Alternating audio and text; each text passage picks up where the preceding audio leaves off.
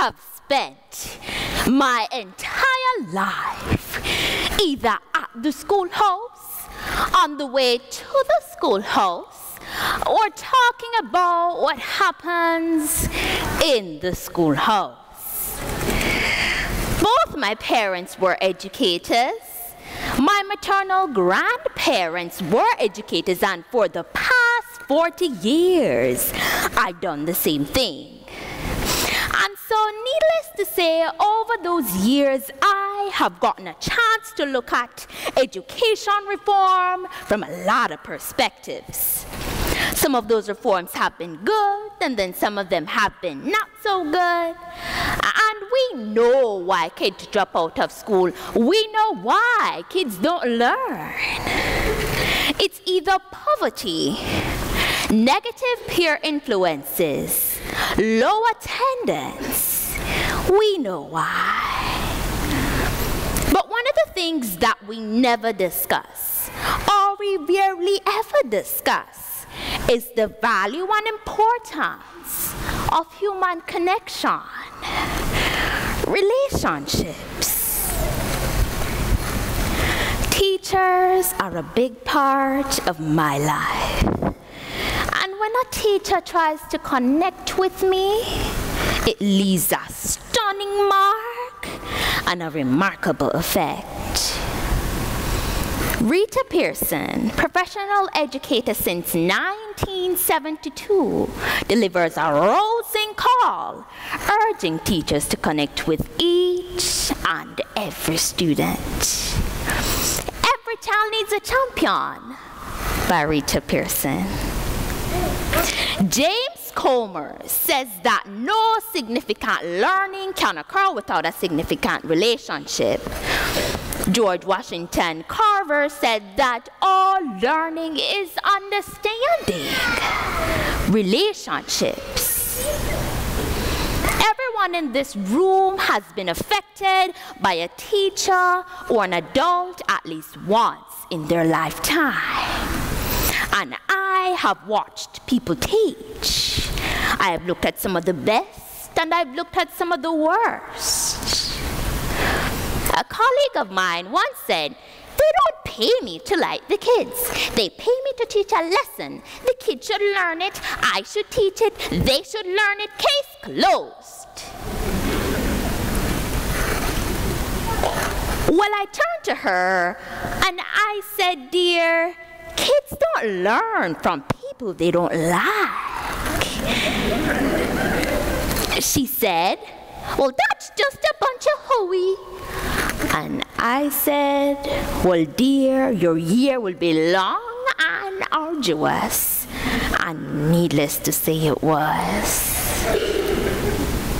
Some people think that you can either have it within you to build a relationship or you don't.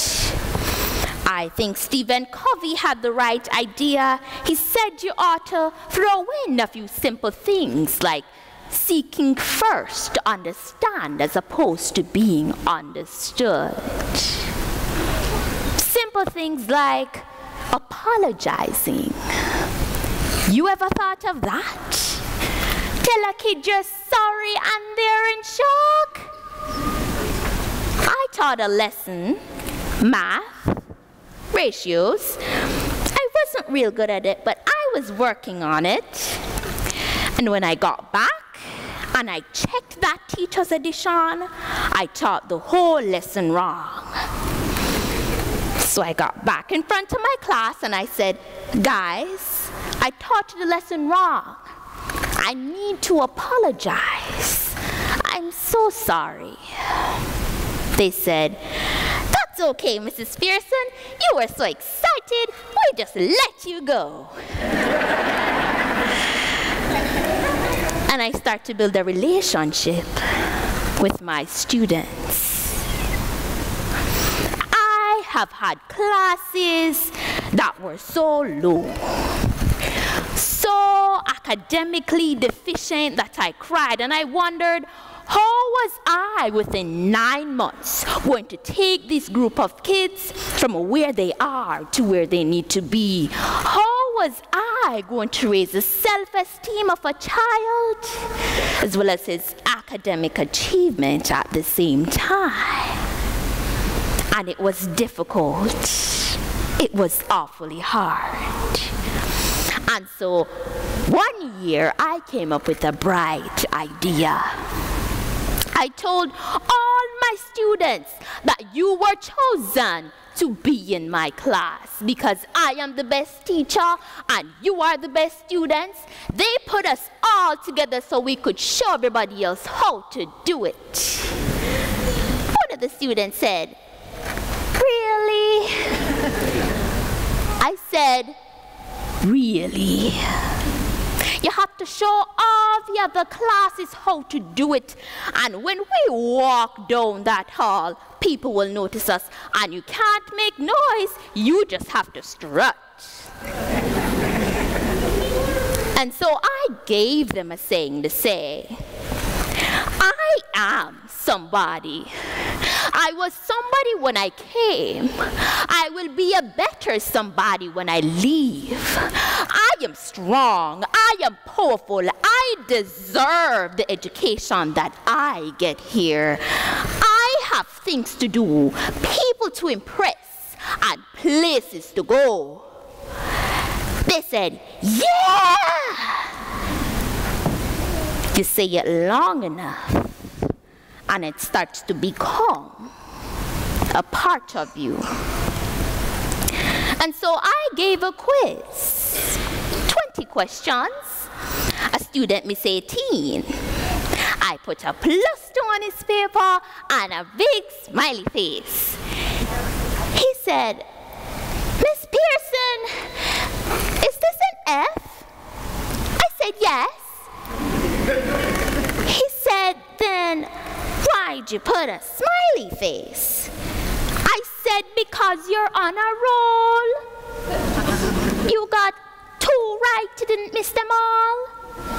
And when we review this, won't you do better?" He said, "Yes, ma'am, I can do better." You see, -18 sucks all the life out of you, but +2 says I ain't all that.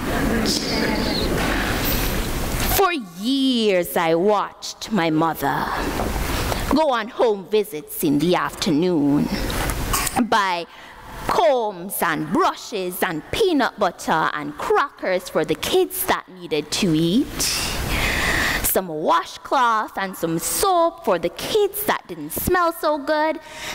See, it's hard to teach kids who stink. And kids can be cruel. And she kept these things in her desk. And years later, I watched some of those same kids come through and say to her, "Mrs. Walker, you made a difference in my life. You made it work for me. You made me feel like I was somebody even when I knew at the bottom I wasn't. And so I want you to see what I have become." And when my mother died 2 years ago at 92, there were so many former students at her funeral, it brought tears to my eyes.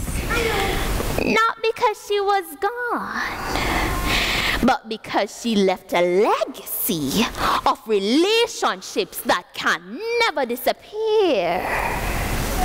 Can we just stand to have more relationships? Absolutely. Will you like all of your students?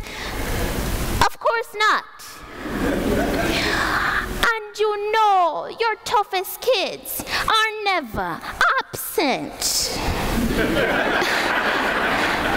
Never. And the tough ones, they show up for a reason. It's the connections, it's the relationships. And while you won't like them all, the key is they can never, ever know it.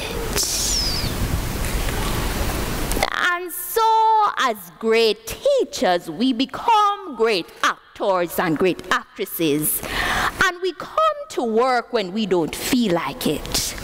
And we listen to a policy that doesn't seem to make sense. And we teach anyway. We teach anyway because that's what we do.